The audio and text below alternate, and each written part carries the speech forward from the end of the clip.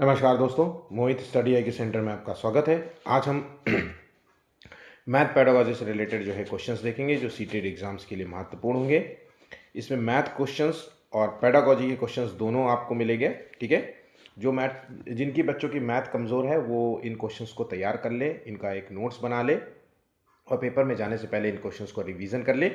यकीन मानिए पेपर 1 और पेपर 2 में जो है ये सब क्वेश्चंस आपके एग्जाम्स के लिए पूछे जाएंगे। ठीक है, तो वीडियो को आखिर तक देखिएगा। वीडियो अच्छा लगे तो प्लीज़ लाइक ज़रूर कर लीजिएगा। किसी भी तरीके का क्वेश्चंस में इश्यू हो तो आप कमेंट कीजिएगा और अपने दोस्तों के साथ भी शेयर कर दीजिएगा ताकि वो भी इस वीडियो का लाभ ले सकेंगे। और चैनल को सब्सक्राइब नहीं किया तो प्लीज़ चैनल को भी सब्सक्राइब कर लेना। ठीक, झट से पहला क्वेश्चन पढ़ते हैं। निम्नलिखित में से कौन सा शिक्षार्थियों में समस्या समाधान की क्षमताओं में वृद्धि करेगा? तो चार ऑप्शंस हैं, उस उत्तर का चयन करना है जो समस्या समाधान की क्षमता में बच्चे के अंदर वृद्धि करेगा। तो पाठ्य पुस्तक में हल किए हुए उदाहरणों पर आधारित प्रश्नों को हल करना नहीं, औपचारिक कलन विधि का प्रयोग करके जो है प्रश्नों को हल करना नहीं, चिन्हों और चित्रों और रेखा चित्रों आदि के द्वारा गणितीय परिस्थितियों या प्रश्नों को निरूपित करके प्रश्नों को हल करना। ऑप्शन यहाँ पे सी इसका सही जवाब हो जाएगा। ठीक है, नेक्स्ट क्वेश्चन है, निम्नलिखित में से कौन सा पोल्या के समस्या समाधान के प्रतिरूप मॉडल का चरण नहीं है?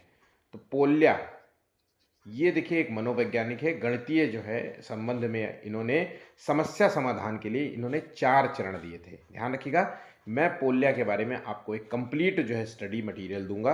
बिल्कुल परेशान मत होना कि इसके बारे में नहीं पता तो मैं कैसे, मैं सब कुछ बताऊंगा। ठीक है, तो अभी जो इन्होंने समस्या समाधान के संदर्भ में जो है अपनी बात रखी थी और इसके तहत इन्होंने कितना 4 चरण, जैसे पियाजे के बारे में 4 चरण पढ़ते हैं वैसे ही पोल्या भाई साहब ने समस्या समाधान के 4 चरण प्रस्तुत किया था, 4 चरणों वाला मॉडल पेश किया था। तो यहाँ पे जो ऑप्शन नहीं होगा वो है कलन विधि को याद करना, रटना। तो यहाँ पे ऑप्शन जो है सी गलत हो जाएगा। ठीक है भाई, सबसे जरूरी है कि समस्या को पहचानना, फिर उसके बाद समस्या के बारे में जो है योजना लागू करना, फिर समस्या को जो जो भी योजना बनाया है उसको लागू करना और फिर से जो है पुनः जो है मतलब जांचना। ठीक है, तो ये इसके 4 चरण होते हैं। ठीक, नेक्स्ट क्वेश्चन है, आर अर्ध व्यास वाले एक गोले की ऊंचाई कितनी होगी? तो एक गोला है और उसके आधे व्यास की जो है ये है त्रिज्या आर है और बोल रहा है गोले की ऊंचाई पूछ रहा है। तो देखिए जो गोले की ऊंचाई होती है, ध्यान रखिएगा ये फॉर्मूला है, जिनको नहीं पता नोट कर लीजिए। गोले की ऊंचाई, बहुत सामान्य से क्वेश्चन आते हैं लेकिन बेसिक क्वेश्चन आते हैं, है ना। गोले की ऊंचाई जो होती है वो इज इक्वल टू होती है गोले का व्यास, और गोले का व्यास क्या होगा? यहां पे तो त्रिज्या आर है, अर्ध व्यास है, तो गोले का व्यास होगा 2r। तो आंसर भी निकल के आ गया 2r, ऑप्शन यहां पे ए होगा। ठीक है, जिन लोगों को नहीं पता था वो नोट कर ले।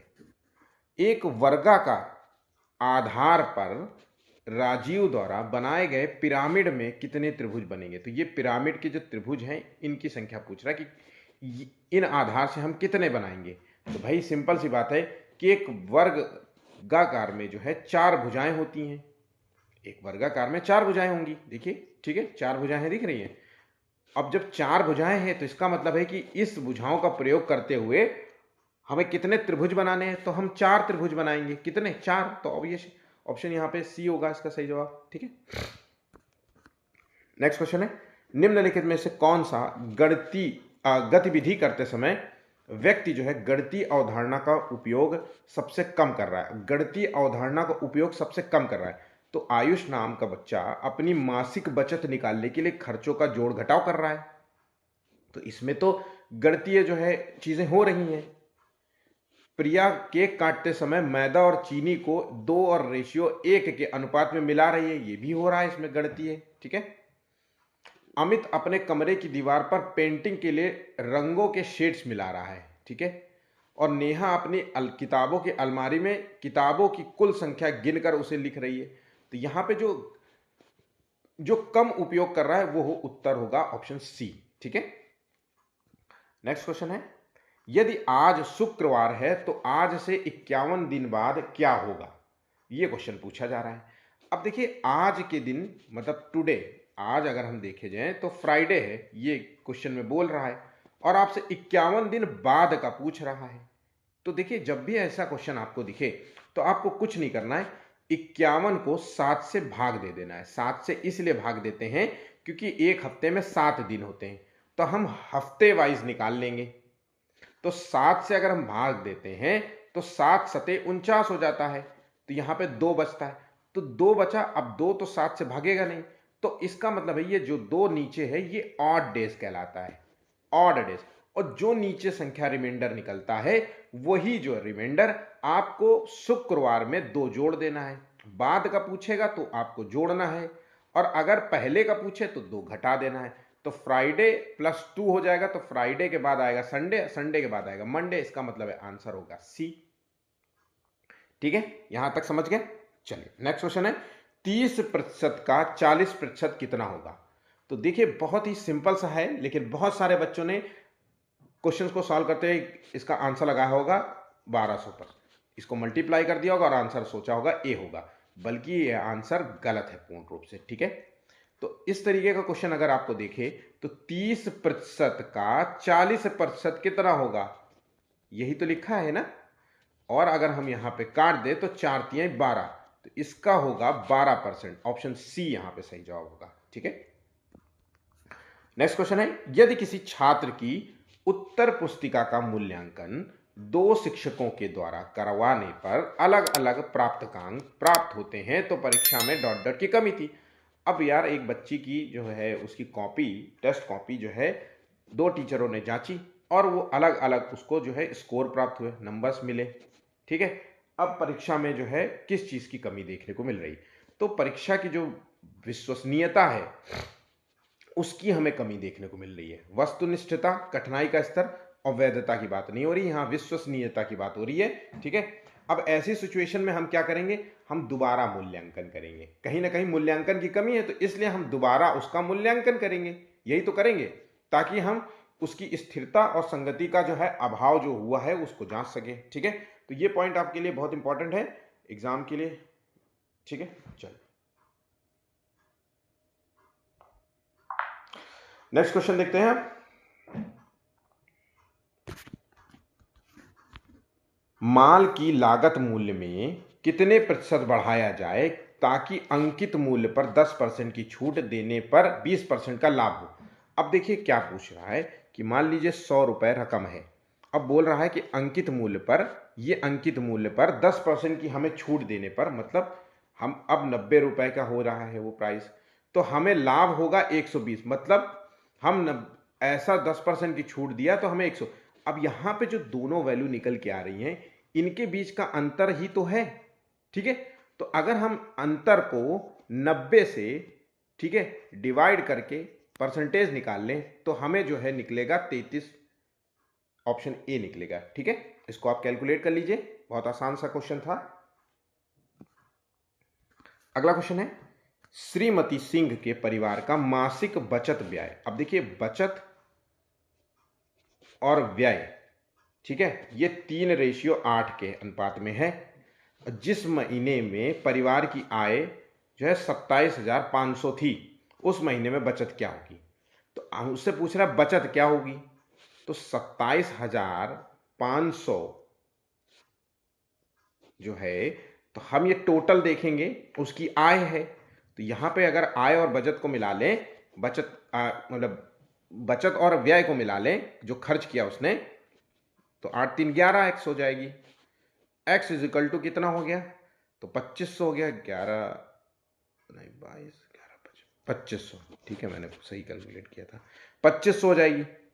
अब हमसे पूछ रहा है कि हमें बचत के बारे में पूछ, तो यहाँ पे बचत 3 था, तो बचत से मल्टीप्लाई कर लेंगे, है ना, तो आंसर हो जाएगा 25 या 75। ऑप्शन यहाँ पे बी बिल्कुल सही हो जाएगा। ठीक है, नेक्स्ट क्वेश्चन है, निम्नलिखित में से कौन सा वैन हेले के ज्यामितीय तर्क के सिद्धांत का चरण नहीं है। तो वैन हेले ने जो सिद्धांत दिया था वो ज्योमेट्री को बच्चे कैसे आसानी से समझे इसके संदर्भ में इन्होंने अपने कुछ पॉइंट्स रखे थे।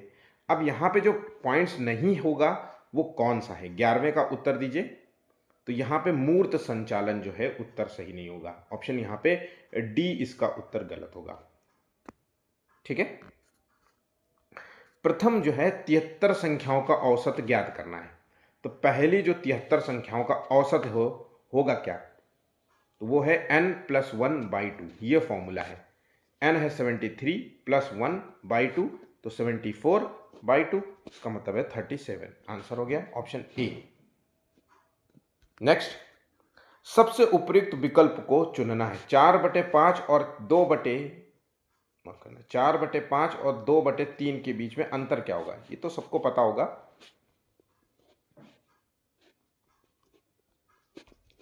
2/15, ठीक है। आंसर हो गया ऑप्शन बी। नेक्स्ट, निम्न में से क्या गणित शिक्षण में एक प्रमुख समस्या है। तो गणित शिक्षण में एक प्रमुख समस्या है, इसका आंसर दीजिए। तो प्राथमिक स्तर पर बच्चों के ज्ञान की नींव का कमजोर होना, ये एक गणितीय समस्या हो सकती है कि भाई शुरुआत में ही बच्चों को हम मैथ्स के बारे में जो है अवधारणाओं से चीज़ें ना पढ़ाएं, बच्चों को हम मैथ ना पढ़ाएं, तब बच्चे की जो है गणित को जो है लेकर के बहुत कमज़ोर हो सकता है। अध्यापक का विषय के प्रति पर्याप्त ज्ञान का न होता, ये भी बिल्कुल सही है भाई। बच्चे का शारीरिक और मानसिक स्वास्थ्य अगर सही ना हो, इस तरीके की उसकी क्षमता ही ना हो, तो क्या करेंगे, तो ऑप्शन यहाँ पे डी इसका सही जवाब हो जाएगा, मतलब तीनों ही उत्तर सही होंगे। गणित शिक्षण में गणित जो है शिक्षक की मुख्य भूमिका होती है। तो देखिए, गणित शिक्षण में या गणित हो या किसी भी शिक्षण की दृष्टि से हम बात करें, तो एक टीचर की जो भूमिका होती है वो निर्देशक की होती है, जो निर्देश दे, है ना, वो बताए कि क्या करना है क्या नहीं करना है। तो निर्देशक की एक अच्छा माहौल क्रिएट करे क्लासरूम में, है ना, एक अच्छा जो है दोस्त बन के, मित्र बन के, लोकतांत्रिक माहौल पैदा करे अपनी क्लास में। और दार्शनिक हो, जो दूरदृष्टि हो, सोच हो उसकी, है ना, बच्चे को समझे, ये सब चीज, तो दार्शनिक भी होना चाहिए। तो आंसर यहाँ पे जो होगा ऑप्शन डी होगा, ठीक है। गणित शिक्षण में बच्चों की रुचि का विषय के प्रति अभाव एक प्रमुख समस्या है, और विषय में छात्रों की रुचि पैदा करने के लिए आप निम्न में से क्या एक प्रभाव तरीका अपनाएंगे। तो देखिए 16वें का उत्तर देखिए। तो कमजोर छात्रों के लिए अतिरिक्त कक्षाओं की व्यवस्था करेंगे, समय विभाग चक्र में गणित विषय को अधिक कालांश देंगे, और विद्यालय में अधिक पुस्तकें खरीदेंगे, खेल विधि से शिक्षण कराएंगे। तो 16वें का देखिए उत्तर क्या होगा, ऑप्शन डी, ठीक है। नेक्स्ट क्वेश्चन है, मानव मानचित्रण की अवधारणा बच्चों में किस सोच से सर्वाधिक जुड़ी हुई है। तो मानचित्र की अवधारणा के बारे में पूछ रहा है। 17वें का देखिए आंसर क्या होगा, तो ये स्थानिक तर्क से जुड़ी हुई है। ऑप्शन यहाँ पे ए होगा, याददाश्त आधारित सोच, गणनात्मक सोच, मौखिक सोच नहीं होगा। आंसर होगा ऑप्शन ए। नेक्स्ट क्वेश्चन है, हमें कथन सही ढूंढना है। तो समस्या समाधान में लड़के और लड़कियों से अधिक योग्य हैं, ठीक है। ये एक जेंडर स्टीरियोटाइप क्वेश्चन हो गया, जहाँ पे ये मान रहा है कि लड़के ज़्यादा बेहतर होते हैं लड़कियों की अपेक्षा, समस्या समाधान की दृष्टि से देखा जाए तो ये एक सोच जो है गलत है, ठीक है। ग्रामीण पृष्ठभूमि से आने वाले बच्चों को गणित कठिन लगता है, अध्यापक के विचारों का असर गणित सीखने वाले के प्रदर्शन पर पड़ता है, ये पॉइंट भी सही है। 18, तो देखिए ग्रामीण पृष्ठभूमि से आने वाले, तो ये पॉइंट भी गलत है। तो इस तरीके से अगर देखा जाए तो केवल यहाँ पे सी होगा। देखिए ऑप्शन, कई लोग जो हैं बी और सी लगा रहे होंगे। बी इसलिए गलत है कि ये भी एक स्टीरियोटाइप धारणा होती है कि गांव का जो बच्चा होगा वो पढ़ने में अच्छा नहीं होता है। ऐसा नहीं होता है ना। अगर आप उसको सही परवरिश और सही शिक्षा देंगे, सही टीचर मिलेगा उसको, तो वो भी अच्छा होगा। तो जो ग्रामीण पृष्ठभूमि वाले आने वाले बच्चे होते हैं, वो बच्चों को गणित कठिन लगता है ऐसा जरूरी नहीं, ऐसा कह नहीं सकते, ठीक है। नेक्स्ट क्वेश्चन है, निम्नलिखित में से कौन जो है सी गणित में समस्या समाधान की रणनीति नहीं है। तो यहां पे देखिए 19वें का, रट कर याद करना, स्मरण करना, यही गणित समस्या समाधान की जो है रणनीति नहीं मानी जाएगी। प्रयास और त्रुटि करना, मतलब जितना ज्यादा, ये प्रयास और त्रुटि किससे जुड़ा हुआ है, थॉर्नडाइक से जुड़ा हुआ है, ठीक है। थॉर्नडाइक ने, और ये प्रयास और त्रुटि का सिद्धांत थॉर्नडाइक के किस सिद्धांत से जुड़ा हुआ है, अभ्यास का नियम, ठीक है। अभ्यास का नियम नोट कर लीजिएगा, इंपॉर्टेंट है। चित्रात्मक निरूपण, चित्रों के माध्यम से बच्चों को जो है गणित का ज्ञान कराना, और पश्चगामी रूप से हल करना। तो यहाँ पे जो आंसर गलत होगा वो ऑप्शन ए होगा। निदानात्मक परीक्षणों से ज्ञात किया जा सकता है। तो निदानात्मक परीक्षणों से क्या ज्ञात किया जा सकता है भाई, गणित पृष्ठभूमि का अभाव, ये ज्ञात करोगे, या गणित के प्रति रुचि, या मैथ कठिन होना, यहाँ पे बच्चों की कठिनाई का क्षेत्र, उनके द्वारा की जाने वाली विशेष प्रकार की त्रुटियां। ऑप्शन ये यहाँ पे ए होगा। ठीक है। और हम जब गणित के, मैथ के संदर्भ में या बच्चों के संदर्भ में हम कठिनाई का क्षेत्र जानते हैं, तभी हम उसको डायग्नोज करते हैं, मतलब निदानात्मक परीक्षण इसीलिए किया जाता है ताकि बच्चे की कठिनाइयों को जान सके और उसको दूर किया जा सके।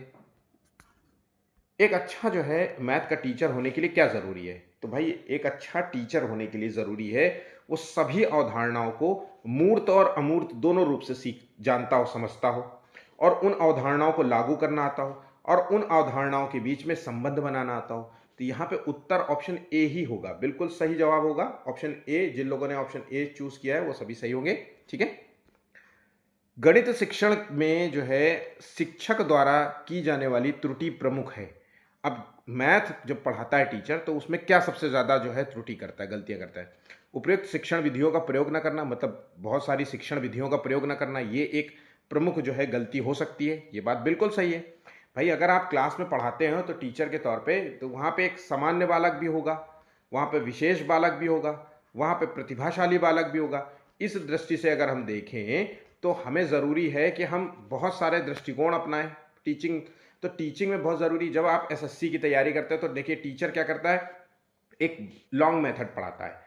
पहले विशेष नॉर्मल कॉन्सेप्ट बताता है कि कैसे कैसे क्वेश्चन सॉल्व गए, फिर उसके बाद एक शॉर्ट मेथड बताता है ना। हम लोग अक्सर जो है शॉर्ट मेथड्स का प्रयोग करते हैं अपने क्वेश्चंस में, वो इसलिए कि ताकि बच्चों आप लोगों का समय बच सके। ठीक है। तो ये शिक्षण विधियों के बारे में बात है। चित्रात्मक तरीके से बालकों को पढ़ाना।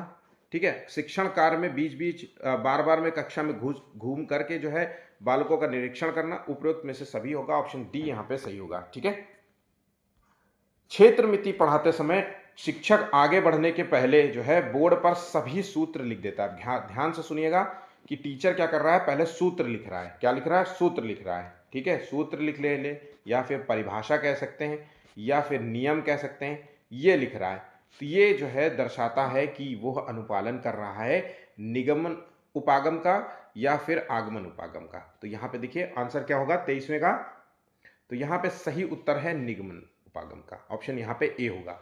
जब यहाँ पे टीचर क्या करता, पहले जो है उदाहरण देता और फिर उसके बाद वो सूत्र या परिभाषा देता, तो जो है आगमन जो है विधि कहलाती, आगमन उपागम कहलाता। ठीक है। 8 किलोमीटर लगभग कितने मील के बराबर होता है? बस आपको अगर 1 मील के बारे में पता है कि 1 मील जो होता है वो 1 पॉइंट जो है कितना होता है, 1.6 किलोमीटर होता है। 1 मील 1.6 किलोमीटर का होता है। तो 8 किलोमीटर के बारे में पूछ रहा है, तो 8 किलोमीटर के बारे में कितना होगा? तो भैया 8/1.6 हो जाएगा। ये 0 हो गया, 16, 5, आंसर हो गया 5 मील। समझ गए? एक त्रिभुज की ऊंचाई और आधार दिए गए हैं 6 सेंटीमीटर और 5 सेंटीमीटर। त्रिभुज का क्षेत्रफल पूछ रहा है। बहुत ही आसान सा क्वेश्चन था। क्षेत्रफल बराबर क्या होता है इसका, त्रिभुज का जो क्षेत्रफल है 1/2 गुणे आधार और गुणे ऊंचाई, यही था।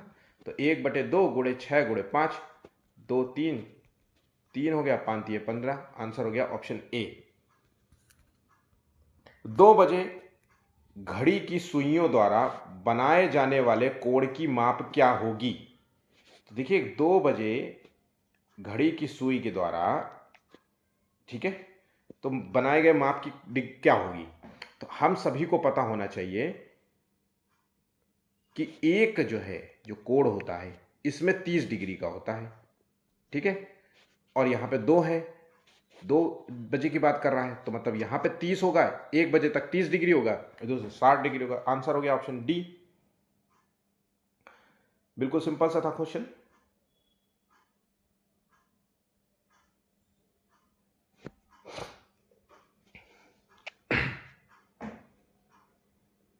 अच्छा, बहुत सारे लोग ये सोच रहे होंगे कि ये 30 डिग्री कैसे आया। तो 1 घंटे में जो 30 डिग्री का कोण बनता है वो ऐसे होता है कि ये पूरा एक सर्कल ले लेते हैं तो 360 डिग्री हो गया।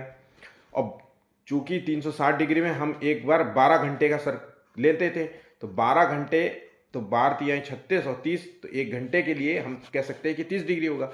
और यहाँ पे 2 घंटे की बात हो रही है, तो तभी 60 डिग्री मैंने आंसर दिया है। ठीक है। गणित का ज्ञान जो है समाज में जीने के लिए प्रत्येक को होना आवश्यक माना जाता है, क्योंकि गणित शिक्षण व्यवहारगत होता है। बहुत सी सामाजिक क्रियाएं गणित पर निर्भर करती है। गणित व्यक्ति में तर्कात्मक कौशल का विकास करता है। उपरोक्त में से सभी ऑप्शन डी यहाँ पे सही उत्तर होगा। गणित शिक्षण में मूल्यांकन किया जाना चाहिए। तो गणित शिक्षण में मूल्यांकन किस लिए किया जाना चाहिए? सीखने के अनुभव प्रदान करते समय मूल्यांकन करना चाहिए। तो मूल्यांकन कब करते हैं? जब हम बच्चों को कमियों को जानना होता है। हम इसीलिए तो मूल्यांकन करते हैं ताकि हम उन कमियों को जान सके और फिर उसका निदान कर सके। तो सीखना, जब भी हम कोई टॉपिक पढ़ा रहे हैं उसी समय हम ये जानने की कोशिश करेंगे कि भाई क्या बच्चा गलतियां कर रहा है, क्या नहीं कर पा रहा है। तो सीखने के अनुभव प्रदान करते समय ही जो है हम उसका मूल्यांकन करेंगे। उद्देश्यों का स्पष्टीकरण करते समय जो है मूल्यांकन करेंगे। हम क्वेश्चंस पूछ सकते हैं बच्चों को, बोर्ड में क्वेश्चन सॉल्व करवा सकते हैं, है ना। दूसरे बच्चों के साथ जो है हम बैठ करके जो है कर सकते हैं। तो बहुत सारी चीज़ें। तो उपरोक्त में से सभी आंसर हो गया। ऑप्शन यहाँ पे डी होगा। आप लोगों ने इसको अच्छे से पढ़ लिया होगा, ठीक है। 1 से 100 तक की संख्या में एक जो है कितनी बार आता है? अब देखिए ये क्वेश्चन कॉमन सा क्वेश्चन है, कुछ ऐसा नहीं है। बस याद रखिएगा 1 से 100 तक जब पूछा जाए तो एक जो है कितनी बार आएगा? 1 से 100 तक एक जो है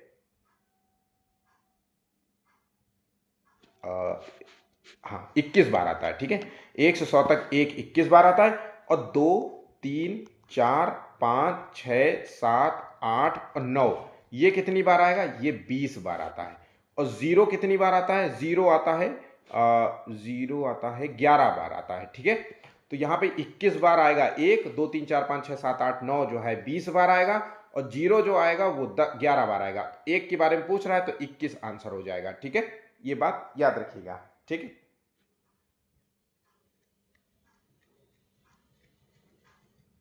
चलिए 15 संख्याओं का योगफल 360 है तो उनका औसत ज्ञात कीजिए। तो 15 संख्याओं का, तो क्या इसका औसत निकालने के लिए क्या होगा? जो संख्याओं का योगफल होता है बटे टोटल नंबर ऑफ संख्या होती है, यही तो होती है।